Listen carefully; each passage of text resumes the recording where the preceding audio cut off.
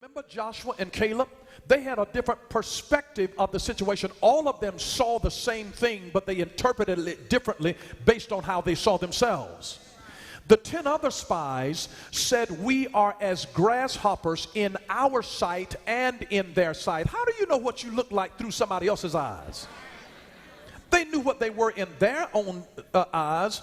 But you know, if you don't like yourself, you exude self-hatred to other people, and they won't like you either. You know what it's like? It is like having a malodorous kind of a perfume that you put on your own self and then wonder why nobody wants to be around you. You take some odoriferous substance, skunk juice, and dabbling it here and there, and you wonder why nobody wants to be around you. See, you are projecting out feelings that you have on the inside. So when there is a victim on the inside, a victim attracts an abuser.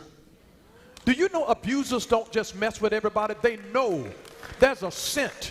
You can smell hurting people, offended people, victim people. You know, they go to people who are not healed, who already been taken advantage of because somebody took a bite out of them out there. Now you got a bleeder in the water. And the bleeder in the water now attracts the next shark.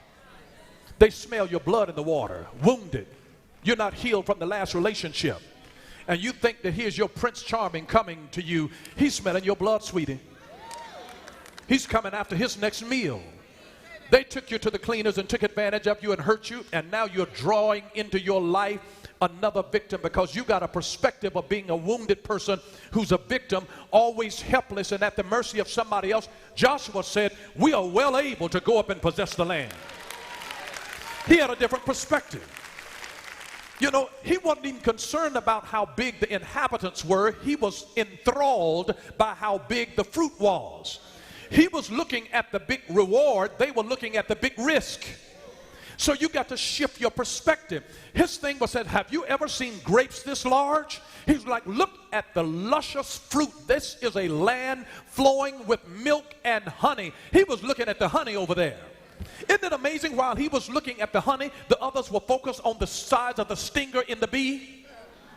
And their perspective, he's looking at the stinger. The 10 spies were looking at the stinger in the bee, and Joshua and Caleb were saying, "My God, have you ever seen how much honey is just running out of this place? This is the sweet life." And he was looking at the reward. He had a perspective of being a victor. He says, "We are well able."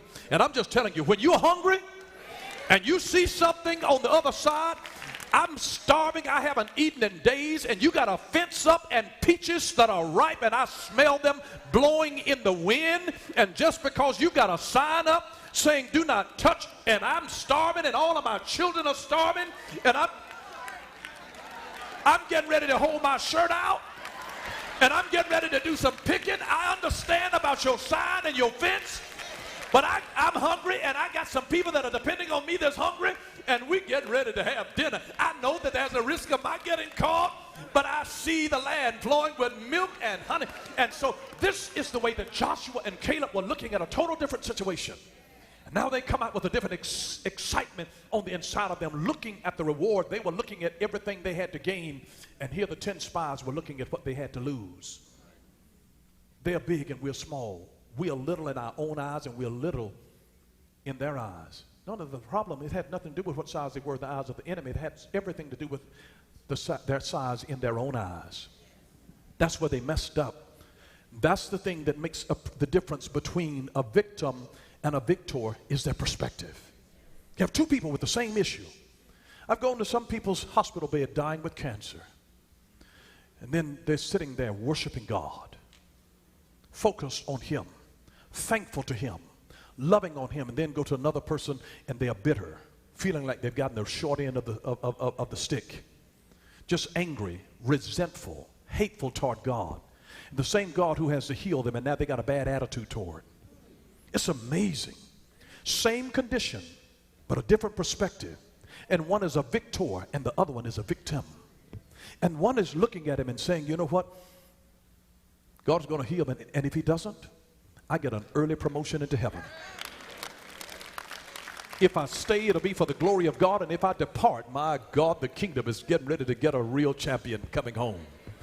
So it's like I'm in a win-win situation.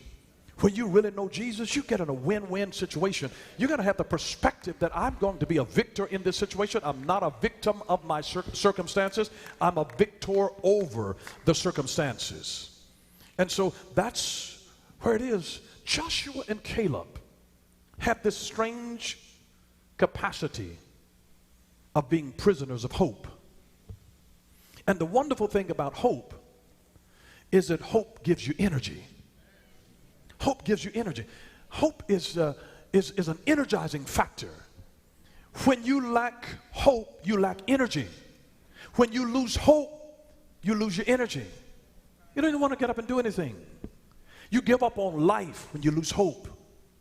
But as long as you've got hope, hope gives you the capacity to rise up and conquer another day. It gives you the energy to be able to try it again tomorrow. Because you've got a hope. I hope that tomorrow will be better than it was today, and you're going after. It is your hope that energizes you. It is hope that allows you to give a person another chance because you believe in them. You have an expectation for favorable change, and it is that energizes you and empowers you. But when you lose hope, you lose energy. And if you don't have energy, you can't get anything done. And people they can be totally healthy in their body, but they lose hope, and their bodies are just lethargic, depressed, devoid of energy. Get your hopes up. You have to get your hopes up. That's why the Bible says, hope thou in God. Have an expectation for favorable change, for God to turn your situation around and to make it better. Do you think that it's the desire of God that when you get with God, your life is going downhill from there? No. You ought to expect great things. You ought to expect growth.